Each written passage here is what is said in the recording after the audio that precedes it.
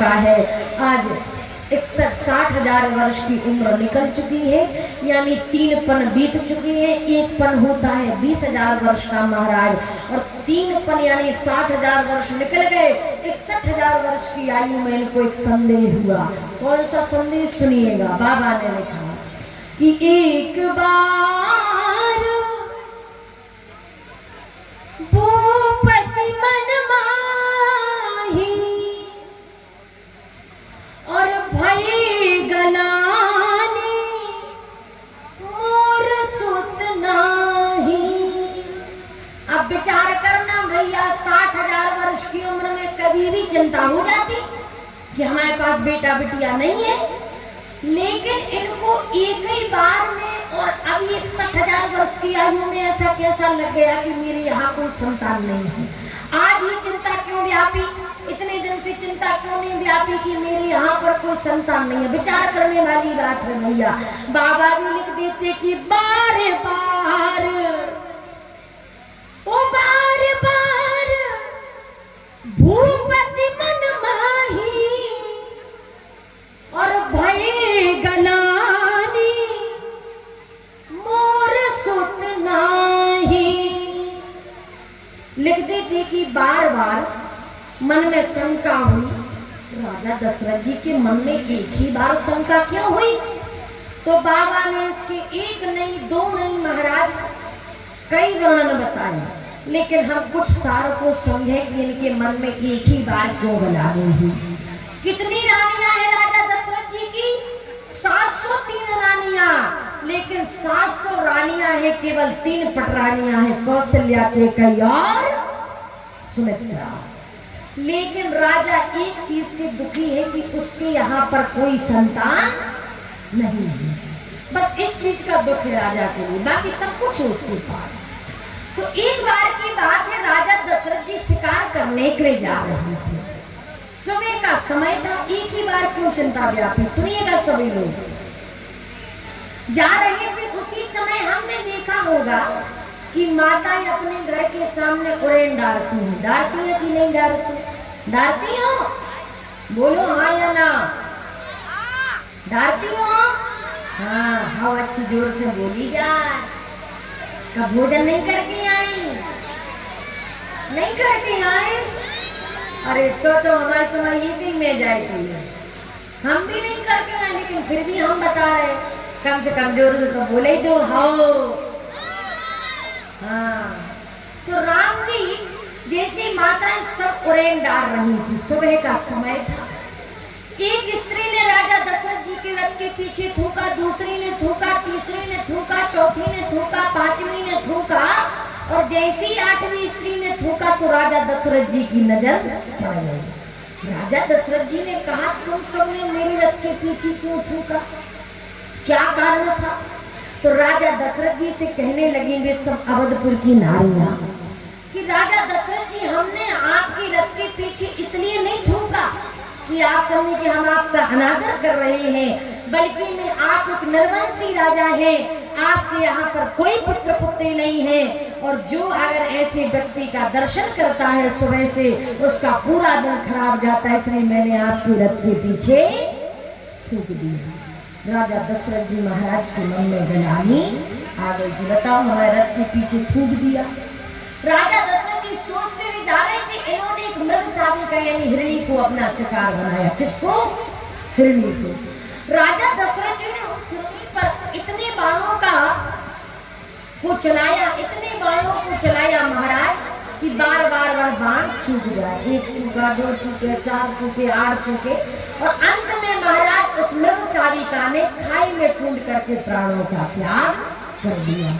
राजा दशरथ जी ने कहा कि तुम मेरे हाथों क्यों नहीं मरी? तुम हमारे हाथों क्यों नहीं मरी?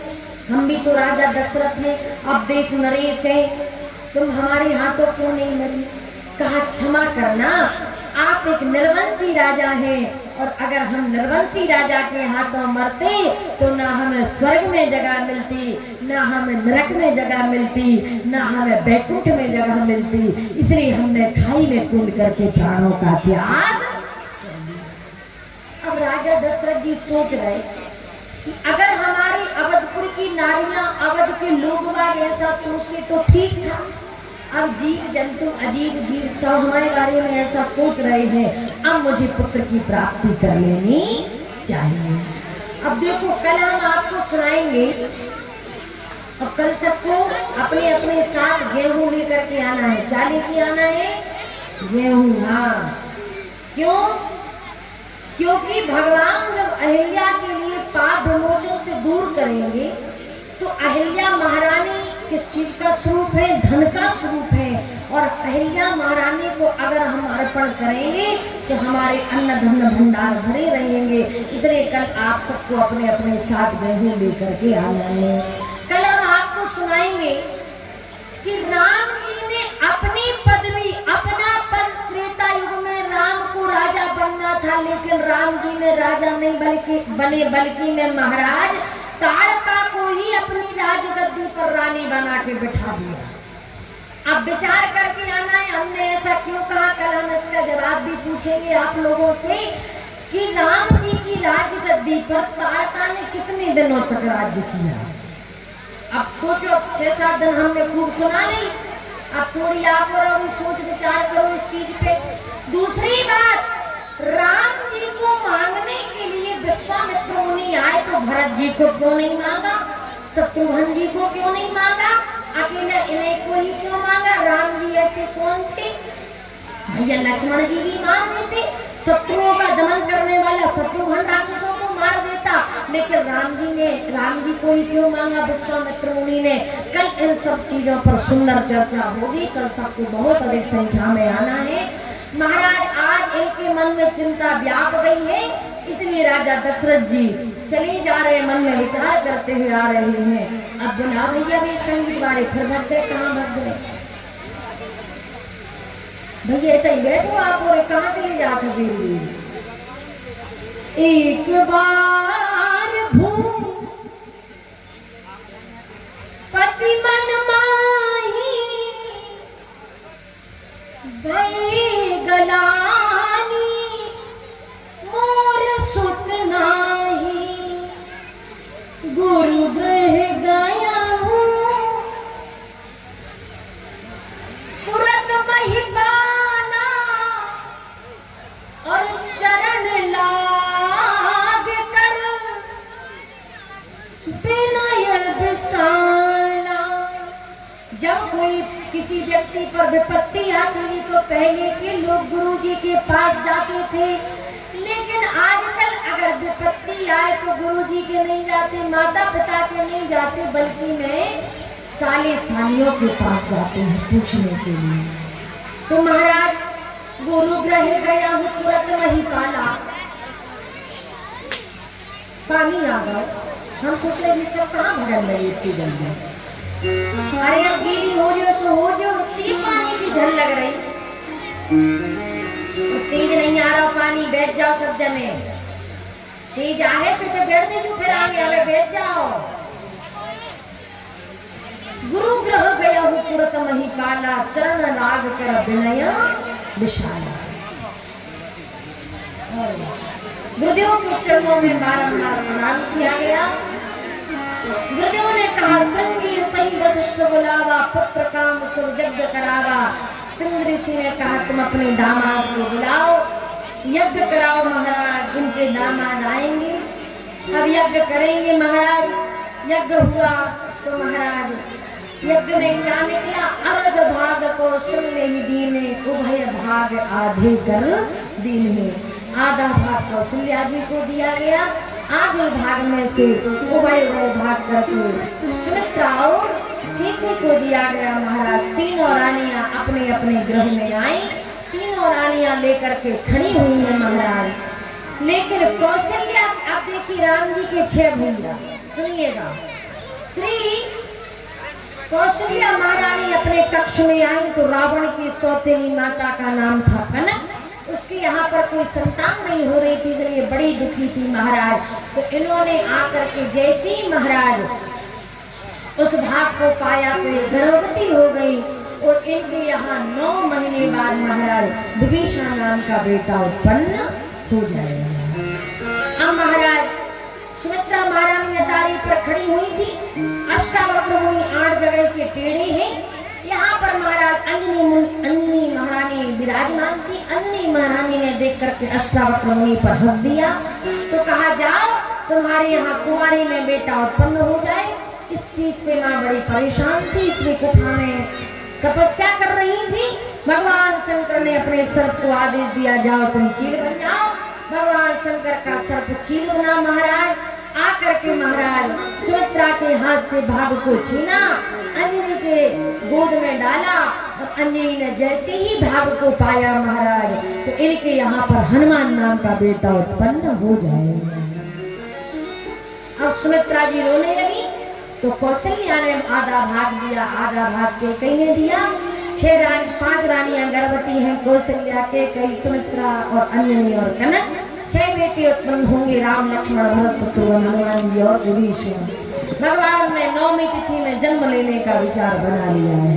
बाबा ने लिखा 9वीं तिथि में धूमास पुनीता शुक्ल पक्ष अभिजित हरि प्रीता। 9वीं तिथि में धूमास पुनीता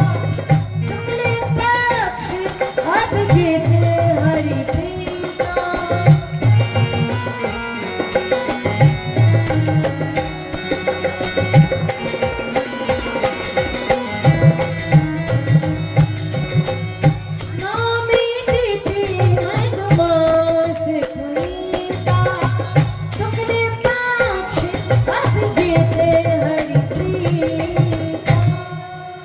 महाराज भगवान ने 9वीं तिथि का चयन किया। भगवान ने 9 अंक को ही क्यों चुना?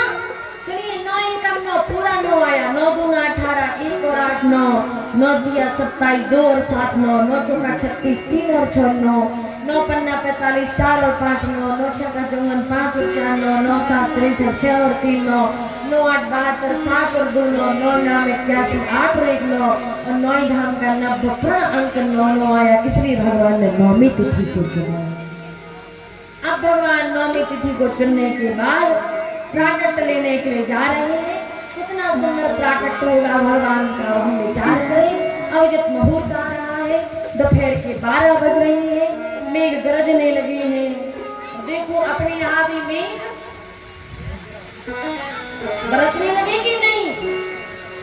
यानी अगर बीच कथा में जल बरस जाए तो कथा पूरी सफल मानी जाती है। यानी पजनारी की कथा कैसी हो गई? सफल हो गई कि नहीं हो गई? हो तो अच्छी बात है।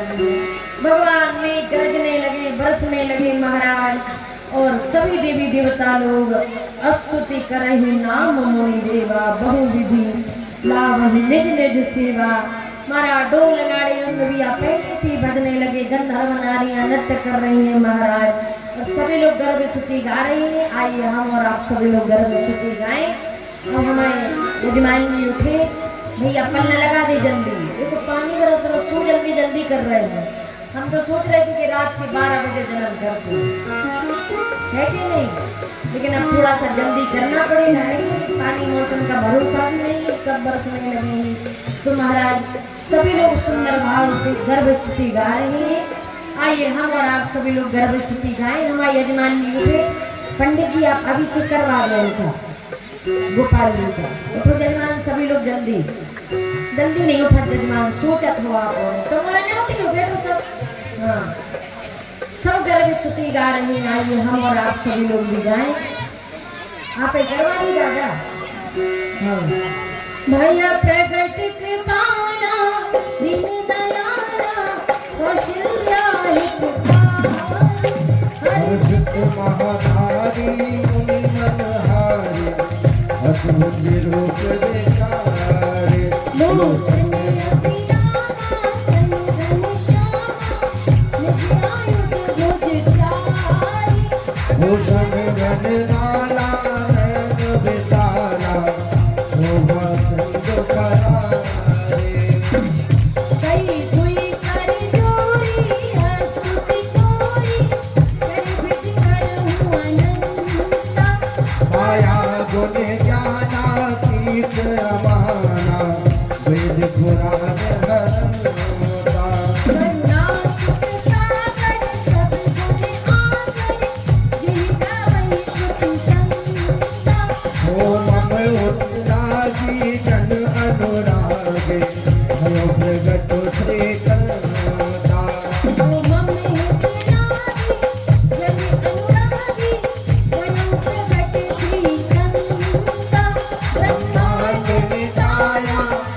निर्मित माया रोम रोम प्रति वेद कहे मम पुरुषोवासी यह उपहासी सुनत तीर मति रहे उपजा जब ज्ञाना प्रभु से कहना भरत बहुत विधि दीन कहे हरि कथा सुहाई मातु सुनाई देई प्रकार सुख प्रेम नहीं निवचन माता सुनी बोली सुमति दोनी तजहुता तो यह रूपा विदेशी सुनीना अति प्रिय यह सुख परम अनूपा सुनि भक्त सो जाना नूतन ठाना हुए बालक सुध रूपा यह चढ़ते तो पावहि हरि पद पावहि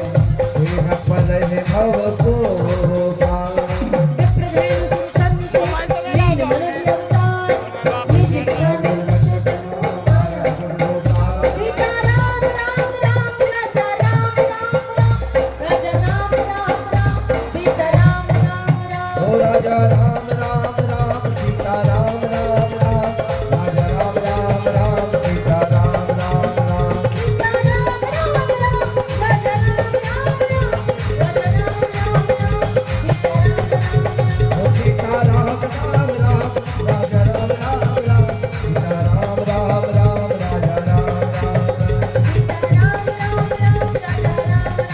ओ सीता राम राम राम राजा राम राम राम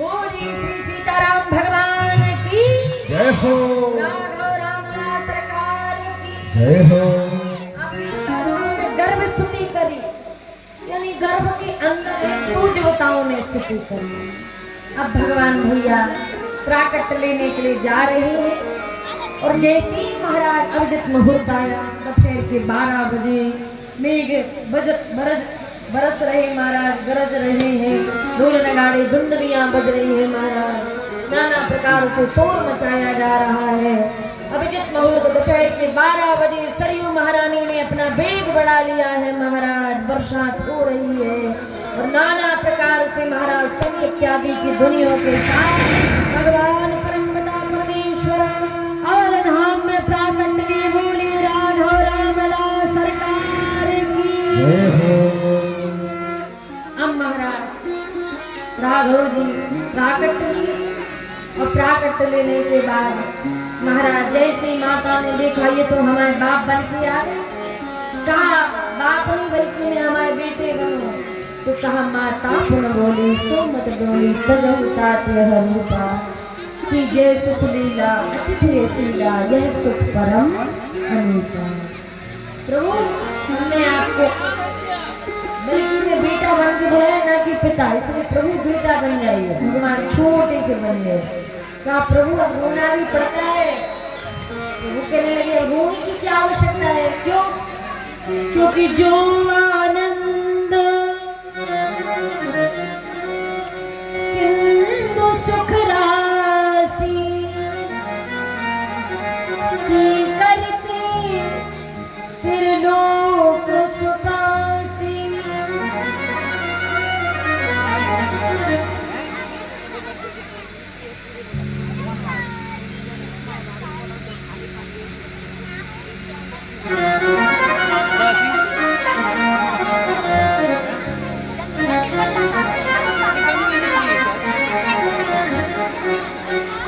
बोली श्री सीताराम भगवान की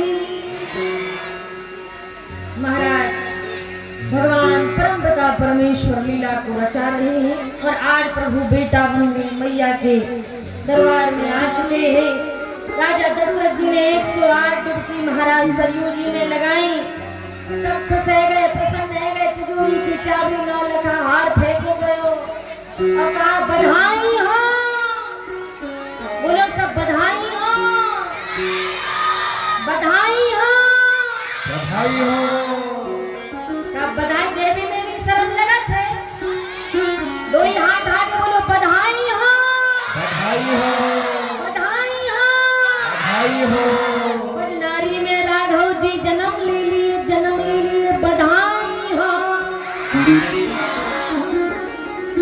और बजनारी के समस्त ग्रामवासियों को भगवान राम जी के प्राकट उत्सव की खूब खूब मंगल बधाई हो। और राम जी ऐसे ही जन्म लेते रहे बार बार, और बजनारी अयोध्या बनती रहे बार। हम तो यही कहेंगे राम जी से, एक बार नहीं कई बार पदनारी अयोध्या के रूप में परिवर्तित हो जाएंगे।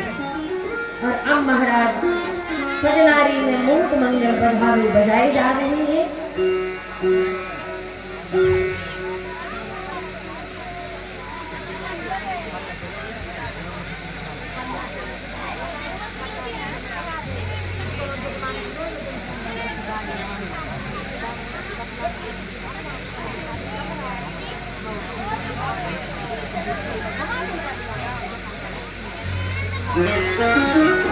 बोलिए श्री सीताराम भगवान की जय हो। और अब महाराज भगवान राघव रामला सरकार प्राकट ले चुकी है। और अब महाराज अब हम सबके बीच में पधार रहे हैं। सभी लोग उनका स्वागत करेंगे।